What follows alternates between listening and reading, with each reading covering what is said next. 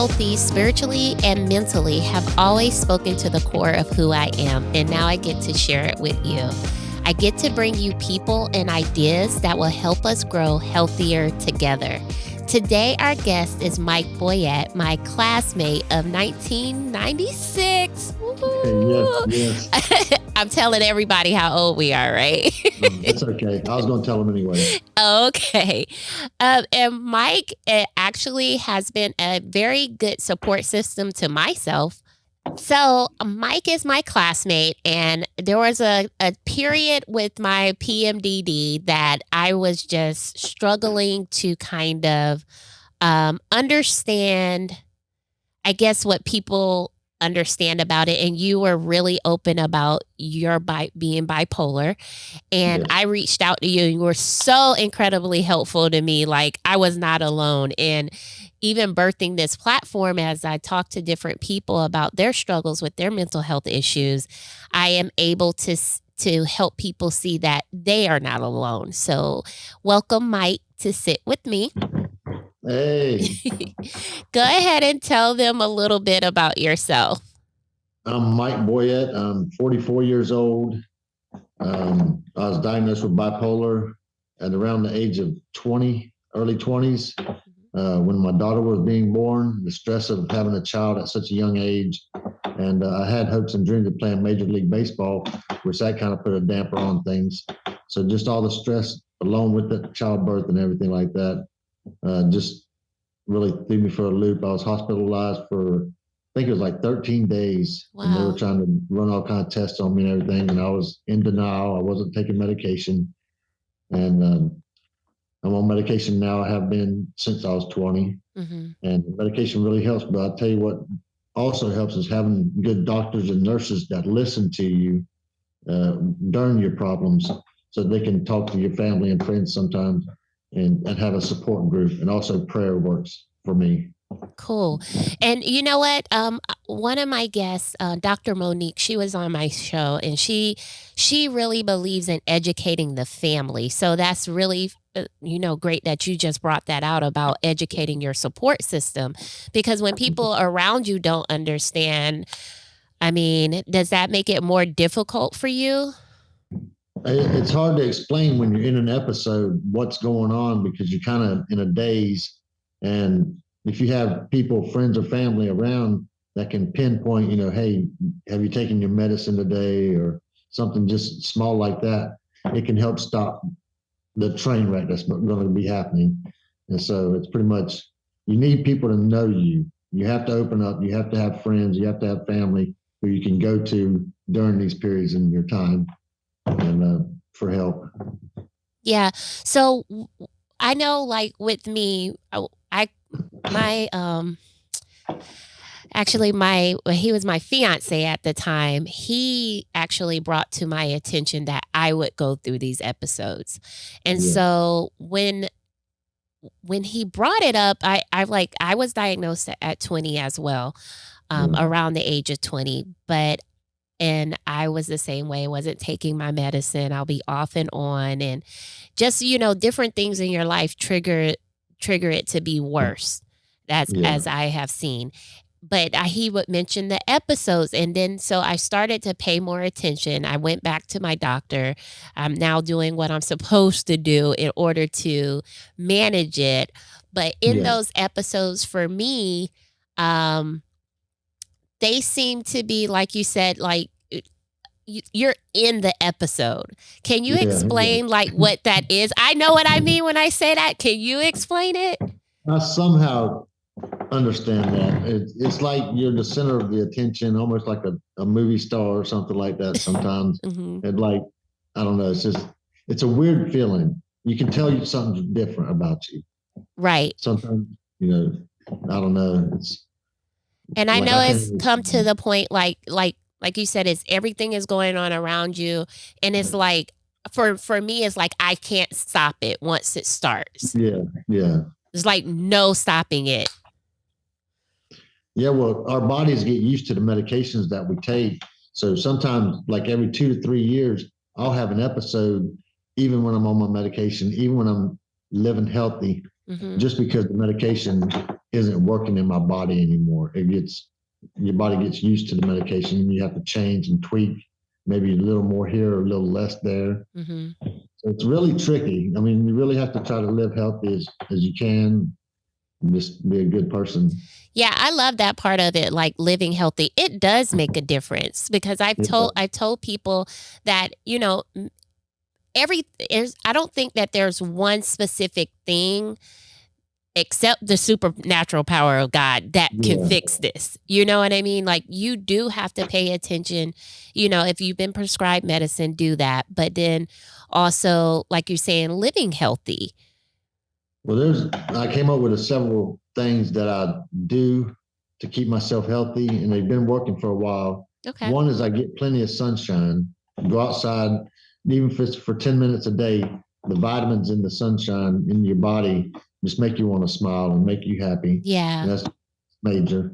Also, I found like hobbies, go fishing or something once a week, just to get out in Mother Nature, because Mother Nature can relax you. Hmm. And just don't lie and be a good person, just because that's what eats people up too. That's a mental disorder for them to lie all the time, Hmm. and it eats you up. So if you just live healthy and you treat others the way you want to be treated, and those things work. It's just They like really do. live good, keep good energy around you. That's Yeah, what I'm hearing from you. Because yeah, when you're saying being outside, like that's one of I love the beach, like yeah. love the beach, and even getting in the water. It's just that connection to, I think, Yeah. God's energy that just Oh, makes you yeah. feel good. Well, how many fights do you see at the beach? Not too many, but if you go to a nightclub or something like that, there's fights every weekend or whatever. So Yeah, pick places wisely where you want to go and what you want to do. right. So And I think that's for people, not just people that have, clinically been yeah, diagnosed with the yeah. mental health, just people altogether, right? A lot of people aren't even diagnosed because they don't go to get help. They deny help before help can get to them. So I think I've read like 1 out of 3 people have a mental disorder, Mhm. but then there's like 1 or 2 of the other people that haven't been diagnosed, so they may have it as well. So it's pretty much everybody has some kind of problem, whether it's mental or physical. Some people get sick, some people, scratch their knee.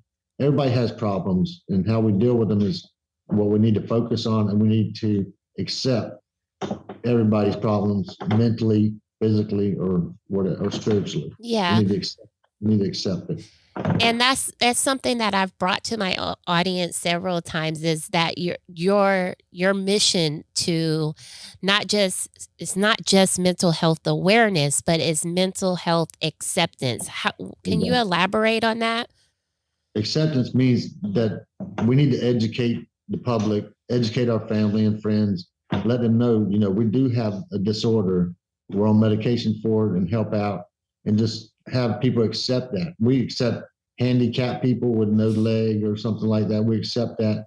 We accept all people with whatever type of diseases. Why can't mental health not be bashed and smashed to the ground? Because sometimes people look at you and they're like, "Oh, you're bipolar." I don't want to deal with that. Right. Even as a friend, friends will say that to friends. I'm not dealing with that. You're bipolar. What does that Mhm. even mean? Right. I mean, it takes education, like you said. If people knew more about it, because I think sometimes it has been mysticized in the past, where people think it's like a demon or or something. Like something Exactly. has to Yeah. be wrong with you. It's like I didn't pick this. It picked me. But when you do the things, that it takes to manage it, I think that's also important because when you're in denial about whatever your mental state is and you're not Yeah. taking care of it, that's the other side. Yeah. You Yeah. definitely have to take care of yourself, and but educate others as well so that they can help take care of you. Yeah. My favorite people in the world are nurses. I just love how nurses are nurturing and loving and understanding. Mhm. And a lot of my nurses that I've dealt with in hospitals, and my personal nurse, she's bipolar, so they really understand. My episodes are like, yeah, you need to do this, you don't need to do that. So I really want to give a shout out to the nurses out there. Yay for the nurses. And Yes. because they have been educated. So they Yeah. actually they have the knowledge. And some of them have the experience themselves, personal Right. experience.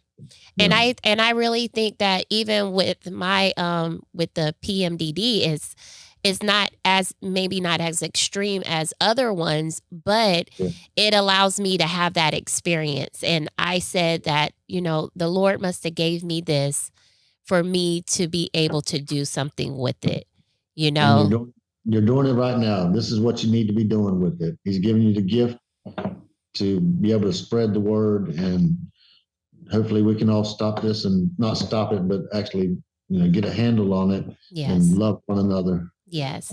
And that's true. And this it's one another, because sometimes people think it's isolated to a certain group of people. I know, like with my community, we like to say my community, and I tell them all the time, it's just not us. It's everybody. It's the world. It is something that has been shamed for a long time. And as people get to know more about it, and as we do platforms like this, we're educating people so they will know. It is more common than most people think. It's very common. Yeah. So what about, mental. go ahead and tell me about, we know that you are an author, a published author. Congratulations. That's a big deal. There are so many people that want to write books and haven't done it yet. I know. You're on book what? Number 3? 3, yes. Okay. So your first one, what is the name? Okay, you're gonna go with Bipolar and Me. Bipolar and Me, Things You Don't See. This is a poem, one long poem. It's like 20 pages. It's just a collection of thoughts that race through my mind whenever I'm going through an episode. So it's like all over the place. Whenever you turn the page, it's another thought. So you're like, oh my God, wait a minute, I'm lost. So it gets people lost in that one. Mm-hmm. But then the other book is a little book of poems and short stories. This is a collection of like 20 different poems. And some of them I was having an episode while writing them. So it's kind of interesting. Poetry is my outlet. Whenever I can't talk to anybody or anything like that, I write poetry. Mm-hmm. And my doctor told me to write books. So I'm working on it. That's what you're doing. I'm trying. You're actually doing it. Yeah, I told you, a lot of people, I need to write a book, but I haven't. I have written an ebook, but I haven't put it out yet. Oh, well, there you go. I do have it for all right when I'm ready. Does that have to do with any type of mental, or is that just a book that you? No, this book is. I used to do. Not that I used to do. I did 2 workshops on vision, on having vision for your life, and the last one, the name was a little bit different. But that's what the book is about. I just kind of compiled that information into a book. Get it out there and read it. Okay, great. So can you talk about when you told me that when you go through your manic phases that you kind of black out and you don't remember. So yeah, I don't. Oh, go ahead. No, and then I was going to say, but you said you're able to write during that time? I do write. A lot of my episodes are religious episodes, like spiritual angels or demons, whatever it is the episode is about. Mm-hmm. They're attacking me. Angels aren't attacking me, but I just have a lot of spiritual episodes where I think I get paranoid that people are watching my every move, and paparazzi and this and that. Yeah. If I make one mistake, then I'm going to jail or something like that. Yeah. I feel like people are watching me all the time. Mm-hmm. During the episode. Okay. So, and then from the spiritual point of view, because a lot of times for some reason, our mental states in the spirit realm seem to be connected with a lot of people. What are your thoughts on that? Yes. It's weird. I don't understand. I feel like there was one time I had an episode, I do remember, that I turned into the Archangel Michael, mm-hmm. which far-fetched, far out there, but I felt like him, and I was actually going out, and I was actually stopping fights and stuff like that was happening in real life, stopping fights at a gas station. And I'm like, wait a minute, maybe I am this Archangel Michael. Wait a minute, Mike. So in real life, did you stop a fight? Real life, I was actually doing angelic things. Like God was putting these blessings for me to get and all this other stuff. And I'm like, but that's before I got on my medication. Yeah, but still, I first of all, let me just tell you that I completely understand, like, when we talk about spiritual things, it seem weird to some people, but I 100% understand what you're talking about.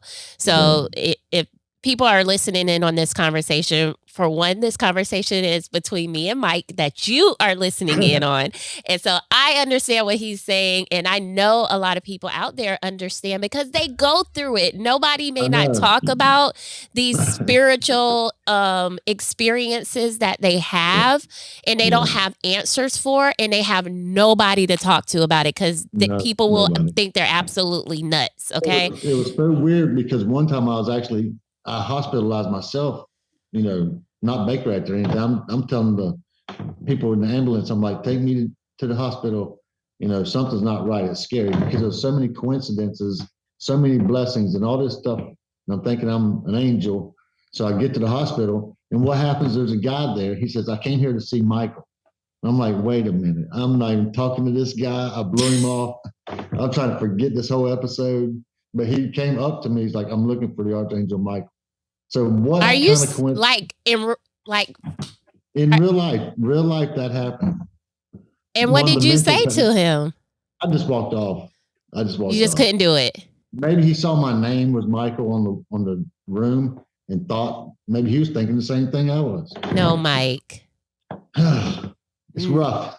No, it is. And I really, you know what it is because we are divine beings and we're created by God and we're sent into the earth to live in these bodies.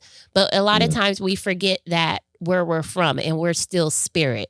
So when we have these incidents where we kind of trickle over into that realm, it can be amazing. I'm going to call it that. Oh, yeah. It could be simply amazing. Simply amazing. God deals with me a lot in dreams. I even this morning just contacted my niece about a dream that I have, and I will not contact people unless God really has to almost make me. So like you're saying, like something just kept coming up, and I was like, okay, God, I'll tell her. And, they always confirm it, it is true, whatever. But it's not when you have that, I don't want to call it a sixth sense, but whatever it is that God has enabled us to have, it's a real thing. That sixth sense is strong sometimes. And I mean, it's like really strong. I've been called like, not a witch doctor, but one of those people that do the psychics, Yeah. So I'll just like, and it's little stuff. Like I'll look over to the side to look for a car coming by, and there's a car coming by. It's just weird things like that happen. It's like, man, that was weird. That's so awesome. You know what I wanted to do like so many years ago? I wanted to have like this, it's like a school of the spirit where people can learn. I'm serious. Like people can come in and join the school and learn about if they have a gift of prophecy, that this is what it is and this is how you can use it. If they have the gift of healing, this is what it is and this is how you use it. Because I know that God has given all of us gifts, but we have them and we don't know how to use them. But when it comes to the dark side of spiritualism, they're well trained. Yeah. There's a psychic building on every corner. I don't know how they pay for these buildings, but down here, there's a psychic office on every corner, and they must have enough clients to pay the rent. That's weird. Yeah. I had a friend one time. I still have a friend. He lived up in New York, and they had like a whole city of these psychics that lived in the city. They they were the whole city. Hmm. And he lived there? He lived there for like 6 months. That's why he's like, man, you got that sixth sense. I'm like, don't come around me because I'm afraid of it. I don't want it, you know. Really? No, I don't want it. I think, Mike, you might have to come to my school so you can use your Okay. superpower. Will do. Will do. So as soon as I get it open, I will let you know, and we'll have some online classes and get you trained in your spiritual gifts so you don't have to run anymore. Okay, sounds good. All right. So I like that you shared like some of the things that you do to kind of, I don't know if you call it coping with it or dealing with your bipolar. Are there any other things that you recommend? You did say prayer. I recommend talking.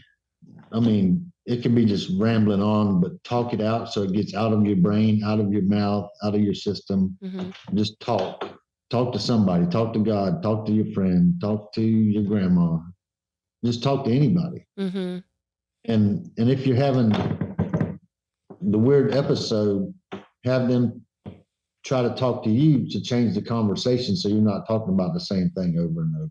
Yeah. You know, change the conversation. Talk to me about the weather in California, something like that, you know. And so your family's trained to do that? To talk? Yeah, like to change the conversation. Oh, I tell them to change the conversation. I'm like, talk to me about anything. I like to go for rides. Okay. We have an SUV, Mm-hmm.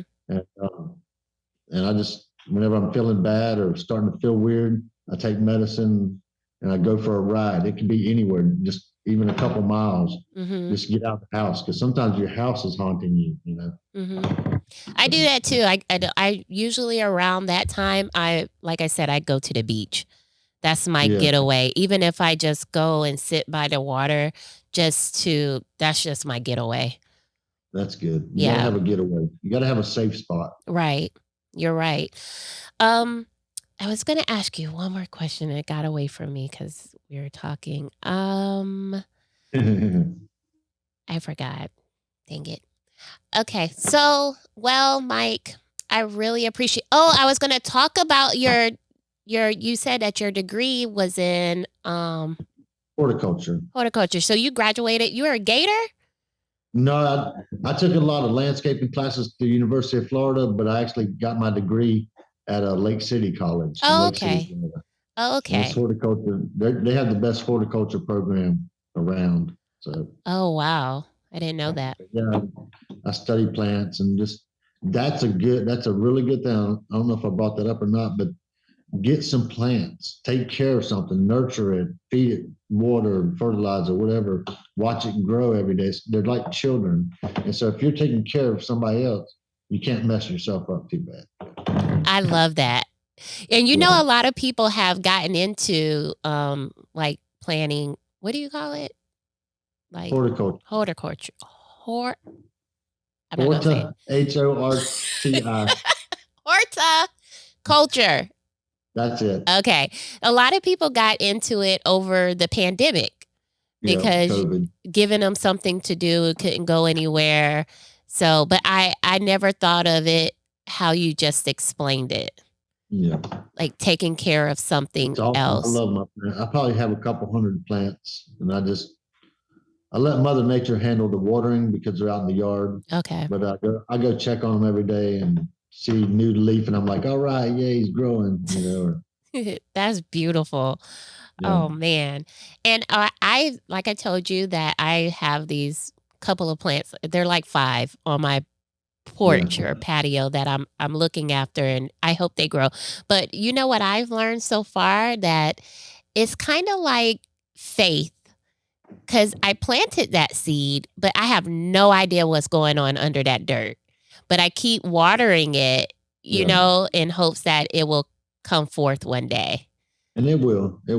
And if this one doesn't, then plant another one. So that's good, Mike. A good thing you can do since you have house plants is turn on music. Really? They like fast-paced music to grow faster, and if you turn on slow country music, they grow slower, but they last longer. Oh, wow. I've done my share of experimenting. That's that's really They that's love music interesting. because they're live plants, Yeah, so they like the vibration. I get that. Well, mine's definitely need a little more attention then, so maybe I'll try that. Okay. All right, Mike. So, is there anything that you want to share as far as your going out message to the Sit With Me audience? Sit with me, audience. I just want to say, let's embrace mental health. Let's learn about it. Even if we don't have it ourselves, let's learn about it so we can help our, it could be your best friend who's suicidal, anything like that. Let's embrace it and learn and just be educated so that we can help one another. And let's stop putting each other down for, oh man, you're crazy. You're crazy. You're just crazy. There's something behind it. So Great. And it's definitely something behind it, and we don't want to just call people crazy cuz where's the yeah, compassion in that? exactly. All right. All right, Mike. So I appreciate you being on, and you guys can check out Mike Boyett. His links will be in the bio, in the comment section, in the description section. That's what it is. And you can link up with him. And also, Mike does, he didn't say it, but what's it called? Munching with Mike? my little cooking show for a minute. It is his minute, Cooking with 1 Mike. minute, 60-second cooking show. If you've never seen a 60-second cooking show, you gotta log on to Munching with Mike. It is great. It's great fun. Check it out. You definitely need to check it out. All right, so we'll see you guys next time, and thank you for sitting with me. Thank you.